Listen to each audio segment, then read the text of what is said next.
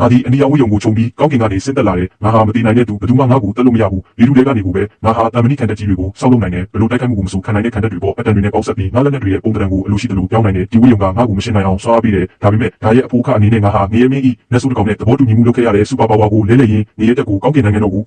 ဦးဆောင်တိုက်ခိုက်ရမယ်ဆိုတဲ့အခြေအနေမှာပဲငါတည်ဆုံးသွားပြီဆိုတဲ့အချက်ကိုလက်ခံဖို့ငါအဆင်သင့်မဖြစ်သေးဘူးဒါနဲ့အဲ့ဒီလူရှင်တော်ကငါ့ကိုတင်ချိုင်းတစ်ခုစီခေါ်သွားတယ်ငါအဲ့ဒီတင်ချိုင်းကိုအချင်းချင်းကြည့်ခဲ့တယ်ဒါပေမဲ့ဒါဟာဖြစ်နိုင်တဲ့အမှန်တရားလားလို့ငါမယုံနိုင်သေးဘူးအဲ့ဒီခါငါမျက်လုံးကငါနဲ့ငါစနီးဝန်သားတို့ရဲ့တက်ပုံပါတဲ့ဆွဲကျိုးပေါ်ကိုရောက်သွားတယ်လူရှင်တော်ကလည်းမပြောဘူးဆိုတာငါသဘောပေါက်လိုက်တယ်ငါဟာကောင်းကင်ကိုအော်ဟစ်လိုက်တယ်နောက်တစ်ခဏအတွင်းမှာပဲငါတွေကဆွားရီပြန်လဲ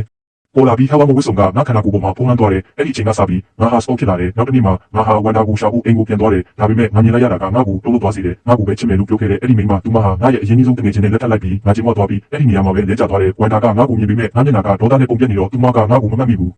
အဲ့ဒီခါမှာလူရှင်တော်ကအချိန်မီရောက်လာပြီးငါဟာသူမခင်မိုးရဲ့လုပ်ပေါ်ကိုင်းပတယောက်လို့သူမကိုပြောလိုက်တယ်ငါတို့အဲ့ဒီကနေထွက်သွားခဲ့တယ်အဲ့ဒီညမှာပဲငါဆုံးဖြတ်လိုက်တယ်ဂျုံကိုရှာရမယ်လို့ငါ့ကိုတက်ခဲ့တဲ့အကြီးအကဲဟာငါ့ကိုဒီနေ့ဆုံးဖြစ်အောင်ဖန်တီးခဲ့တာပဲငါဟာအရင်တုန်းက professional လုပ်ချက်တက်တဲ့သူတယောက်ပါငါကဂျုံကိုလုပ်ထွက်စာပေးလိုက်တဲ့အခါသူ charge ပါပေးလက်ခံလိုက်တယ်ဒါပေမဲ့အခြေအနေတစ်ခုနဲ့ငါဟာနောက်ဆုံးအလုပ်တစ်ခုလုပ်ရမယ်ဇီဝဓာတုဗေဒသုတေသနစင်တာတစ်ခုတည်းခိုးဝင်ပြီးသူတို့ရဲ့ data ကိုခိုးယူရမယ်ငါမှတခြားလမ်းမရှိဘူးသူပြောတဲ့အတိုင်းငါလုပ်ပြီးလိုက်တယ်ငါတယောက်တည်းအတွင်းထဲကိုဝင်လိုက်ပြီးအပြင်ဆောင်တွေကိုအားမဆက်ရပဲရှင်းထုတ်လိုက်တယ်ဒါပေမဲ့အတွင်းထဲကအဆောင်တွေကအရင်ကလေးကတည်နေပြီးသားပဲခြေလမ်းငယ်ဆက်လန်းတော့ပောက်ကွဲဖို့အသိရှိနေတဲ့ဘုံတွေကိုငါတွေ့လိုက်ရတယ်အဲ့ဒီခါမှာ